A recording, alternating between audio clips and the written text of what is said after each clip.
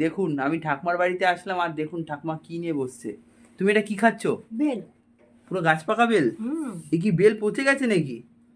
আরে না, খালি এরকম দাগ লেগে গেছে ঠাকমা, এরকম দাগ লেগে গেছে। ঘরে রয়েছে, মাঝখানেরটা খাচ্ছি। ওরা বেল খাওয়া কি ভালো নাকি? খুব ভালো। কি হয় বেল খেলে, উপকার কি আছে? পায়খানা পরিষ্কার হয়। তাই? আমি তো দই দিয়ে শরবত ভালো খাই। বেল? তাহলে এটা দই দিয়ে শরবত করো। দই নিয়ে আসবো? দই নিয়ে আসো। তাহলে তুমি ওয়েট কর, দই নিয়ে আসি।